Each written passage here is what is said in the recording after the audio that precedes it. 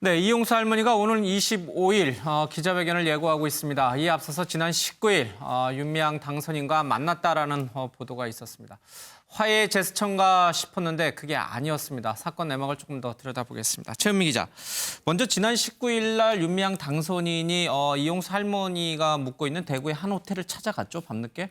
면담 시간은 그리 길지 않았던 것으로 확인이 됐는데 애초에는 화해의 제스처, 화해의 장이 되었을 것이다라는 추측이 난무했는데 그 이후부터 나오는 얘기로는 좀 그런 게 아닌가 봐요? 네, 그러니까 최초 보도, 저희가 어제 보도해드린 최초 보도를 좀 설명하면 대구의 할머니가 한 호텔에 계셨고 연락도 없이 윤미향 당선인이 찾아온 거고요. 찾아와서 할머니를 보자마자 무릎 꿇고 사과를 했다고 하고요. 그 모습을 본 할머니가 이제 끌어안혀서 손을 잡고 끌어안혀서 의자에 앉히고 나서 이제 한번 안아달라. 아니, 그 의자에 앉히고 나서 할머니가 내 25일에 기자회견 할 거니까 그때 와라라는 한마디를 했다고 하고요. 그러면서 이제 그만 돌아가라고 얘기하니까 이제 윤미향 당선인이 돌아가면서 이렇게 돌아 나가다가 다시 와서 이제 할머니한테 한번 안아달라라고 얘기해서 할머니가 안아줬다라는 게 이제 처음 보도된 내용이었습니다. 근데 이제 할머니를 윤 당선인이 4번이나 찾아갔다고 했잖아요. 근데 지금까지 계속 못 만나다가 이번에는 만났다는 거죠. 일단 만남 자체의 의미가 있는 거고, 그리고 두 사람이 함께 안는 포옹을 하는 어떤 그런 과정도 있었고, 포옹을 하는 과정에서 할머니도 눈물을 같이 흘리셨다고 했거든요.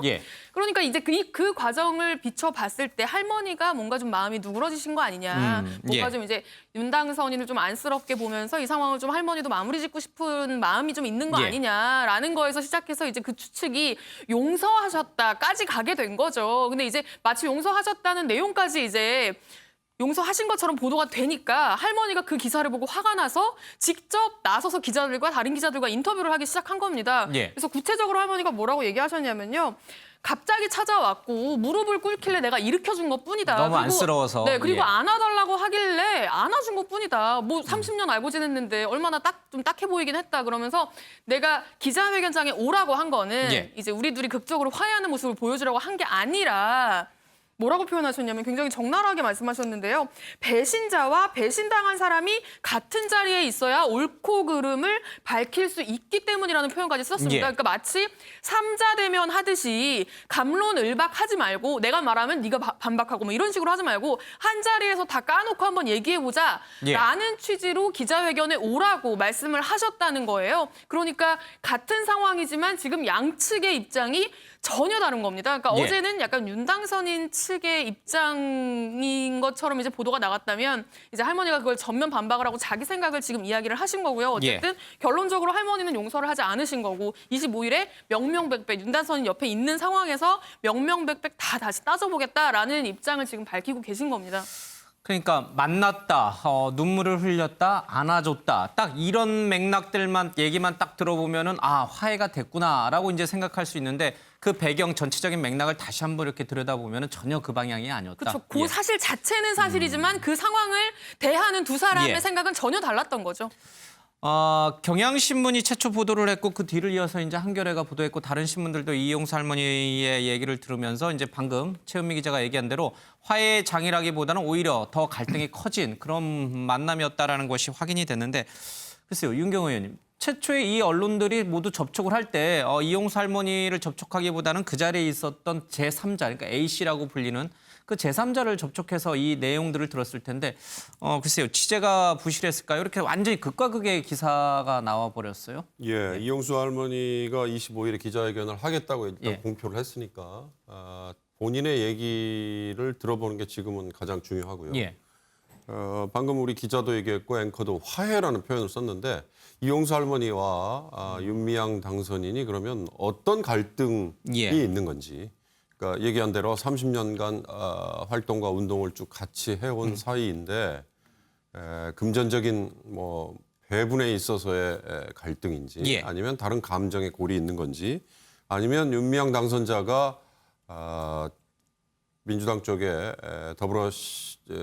민주당의 비례대표 의원으로 가는 과정에서 그동안에 같이 동거동락했던 이용수 할머니를 비롯한 다른 위안부 할머니 생존자들에게 사전에 제대로 된 설명이 부족했던 건지 뭐 이런 것들에 대해서 좀 종합적으로 놓고 볼 필요가 있지 않을까 싶어요.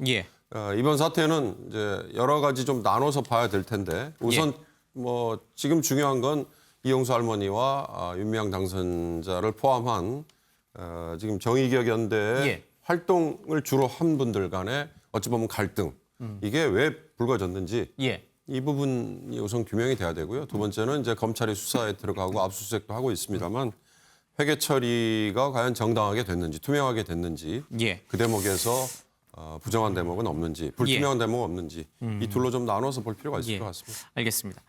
그러면 최은미 기자, 25일 날 할머니가 기자회견장에 애초에는 윤미향 당선인도 자리를 함께해서 뭔가 화해, 극적인 용서의 장을 만들 것이라는 제 기대는 접어졌고요. 그 자리에 윤미향 당선인이 이렇게 할머니가 한번 법적으로 한번 잘잘못 따져보자 이렇게 얘기를 했으니까 나타나지 않을 가능성이 높다고 봐야겠죠? 단정 지을 수는 없지만 지금 이제 할머니가 다시 한번 입장을 밝힌 거잖아요. 두 사람의 만남에 대해서. 근데 이거에 대해서 또 가타부터 윤미향 당선인이 기자들의 연락을 받거나 혹은 본인이 직접 나서서 뭐라고 해명하는 게 지금 아직 하나도 없는 상태입니다. 그렇기 때문에 그 자리에 윤미향 당선인이 나올지 안 나올지 여부는 아직 확인되지 않았지만 이용수 할머니의 취지대로라면 사실 윤미향 당선인이 나가서 얻을 수 있는 게 없죠. 할머니 말을 반박하는 거니까요. 그렇기 때문에 아마 나오지 않을 가능성이 좀 더 높다. 크지 않을까라고 좀 추측을 해볼 수 있는 상황입니다. 있습니다. 그러나 지금 이 의혹이 일파만파 커졌고요. 그렇죠. 지금 윤 당선인에 대해서 검찰 수사도 진행이 되고 있고 당에서도 사태 추이를 봐가면서 여러 가지 조치를 취할 것을 검토하고 있으니까 윤미향 당선인이 계속 이렇게 피해 다닌다고 될 일은 아닌 것 같아요. 그렇죠? 그렇습니다. 그래서 사실은 지금 25일 날 기자회견하니까 내려와라 이 얘기는 사실 경상도적인 표현으로 그 행간을 읽으면 25일 날 기자회견 뭐 하는 게 아니라 25일 전에 네가 다 해결하랍니다. 원래 뉘앙스는. 그게 왜 경상도 표현입니까? 표현이 그렇습니다. 거기 저 우리 동네에 가면 그런 표현들 많이. 내 다음 주 월요일까지 네 다 해놨으니 그때까지 와라. 이러면 그때까지 지금 있던 갈등에 대해서 다 뭐 수사에 협조를 하든가 뭐 사실을 얘기하든가 그럼 밝히라는 말씀이지 25일 날 와서 아니 거기 뭐 배신자 배신 당한 자가 둘이 앉아서 뭐 얘기하면 그 말다툼밖에 더 돼요? 다 처리하고 내려오려는 그런 할머니의 메시지로 저는 읽히고 있고요. 그래서 사실 이제 이 다음에 또 다른 할머니들의 이제 이 릴레이식의 또 기자회견도 지금 얘기가 돼 있으니까 자 이게 더 이제 이 얼굴 붉히는 사태로 가지 말고 네가 알고 있는 거 다 협조를 하고 네가 할 걸 하고 그다음에 진짜 거기에 그 내용에 대해서 내가 용서할지 안 할지를 25일 날 기자회견에서 밝히겠다. 저는 그렇게 읽힙니다. 25일 전에 그러면 결자 해제해라. 당사자인 윤미향 당선인 스스로가 물러나든지 아니면 여러 가지 의혹과 관련해서 사실대로 말하든지 여러 가지 문제를 풀어내라. 이런 뜻으로도 읽힌다. 알겠습니다. 자, 이 윤미향 당선인이 호텔을 찾아갔을 때 당시 그 호텔에는 이용수 할머니 외에 제3의 인물이 있었습니다. A씨라고 보도됐던 언론에 보도됐던 인물인데 김태일 기자. 이 A씨가 경향신문에도 인터뷰를 했을 것이고 지금 한겨레 기자하고도 인터뷰를 했을 거예요. 근데 내용이 완전히 극과 극으로 달라요. 그러니까 이 A씨가 어떤 맥락에서 어떤 뉘앙스로 말했는지가 굉장히 중요한데 조금 이렇게 다른 뉘앙스로 이렇게 보도가 되다 보니까 이 A씨가 누군가 그 정체도 굉장히 궁금해졌어요. 어쨌든 뭐 할머니의 최측근이라고 하는데요. 아직까지 뭐 할머니의 최측근이다. 그렇습니다. 할머니의 최측근이라고 같이 하는데 모시고 있는 분이다. 지금 현재 이 시간. 그렇습니다. 누군지 이제 구체적으로 나오진 않았는데 A 씨가 얘기하기로는 그 당시에 그 현장의 분위기는 한마디로 용서하거나 화해하는 분위기는 아니었다 이렇게 얘기를 하고 있거든요. 그러니까는 조금 전에 최현미 기자가 여러 맥락을 설명했는데 그 맥락하고 이제 같은 그런 거예요.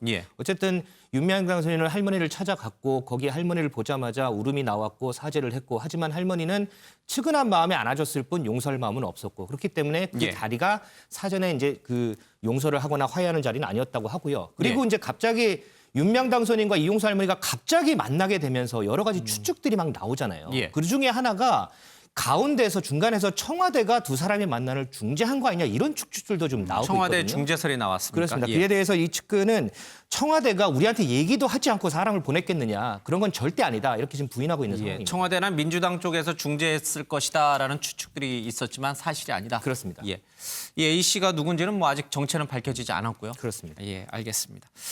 자, 이런 가운데 이용수 할머니 외에 또 제2의, 제3의 또 다른 위안부 피해 할머니가 정의연, 과거 정대협의 활동에 대해서 또 윤미향 당선인에 대해서 추가 폭로를 좀 예고하고 있습니다.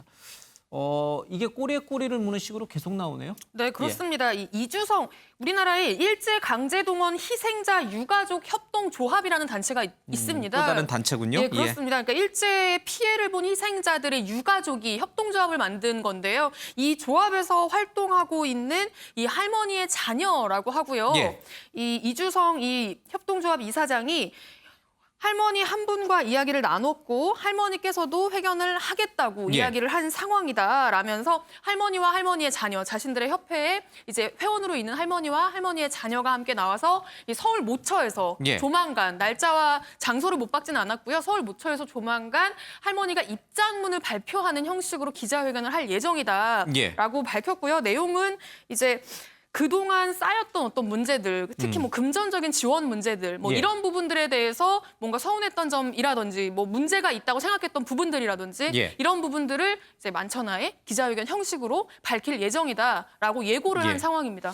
그러니까 지금 일제 식민지 시대 때 피해를 입었던 이의안부 할머니 또 강제징용자들 또 강제 이주당한 분들 그러니까 여러 피해의 부류가 있는데 그 각각의 단체들이 있는데 사실은 정의연, 정대협이 거의 주도적으로 그 문제를 해결해 와서 다른 단체들은 빚을 못 받잖아요.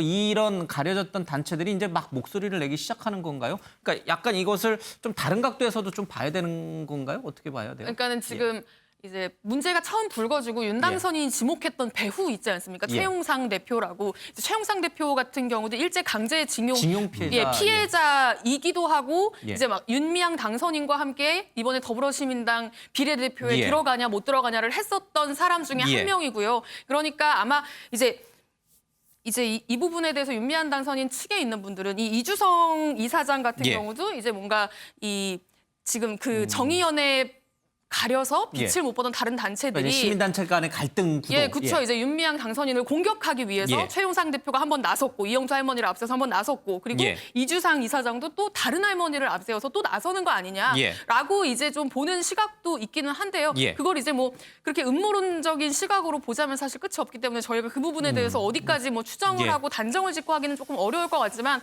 어쨌든 그런 단체들 간에 뭔가 예. 좀 알력의 문제가 이번 사건으로 인해서 윤미향 당선인 물론이고 더불어민주당에서도 그런 알력 다툼이 있었다. 예. 그런 분들이 문제를 제기하고 있지 않느냐라고 예. 처음에 이야기를 했었어요. 그러면서 조금 이제 뭔가 논란을 좀 불식시키려고 했던 측면도 좀 있거든요. 그러니까 뭐 그 연장선상에서 음모론을 제기하는 예. 분들도 있고, 근데 어쨌든 할머니들이 나서서 이야기를 한다는 건 할머니들의 목소리에 우리가 집중을 해줄 필요는 있을 것 같습니다. 그렇기 예. 때문에 뭐 배후에 누가 있느냐, 뭐 이런 부분들을 따진다기보다는 할머니 목소리 자체. 그래서 이날도 기자회견이 예정이 돼 있으니까 만약에 진행이 된다고 하면 예. 그 자리에서 이 할머니와 이 자녀분들이 어떤 이야기를 하는지 또 우리가 그 부분은 또 주의 깊게 들을 필요는 있을 것 같습니다. 예, 위안부 피해 할머니들 절대 일본이나 국가가 주는 지원금 받지 말아야 된다 이렇게 생각하시는 분들도 있을 거고 당장 생계가 어려우니 좀 받아야겠다 이렇게 생각하시는 분들도 있고 생각이 저마다 좀 다를 겁니다. 그리고 그것을 대변하는 역할을 해왔던 여러 시민단체들이 좀 있었을 것이고요. 그런 시민단체들 간의 갈등 구도도 우리가 좀 같이 좀 함께 봐야 될 것 같습니다. 어쨌든 피해 할머니들의 잇따른 폭로 내지는 증언이 계속 예고되고 있는 상황이어서 쉽게 이 사태가 가라앉을 것 같지는 않습니다.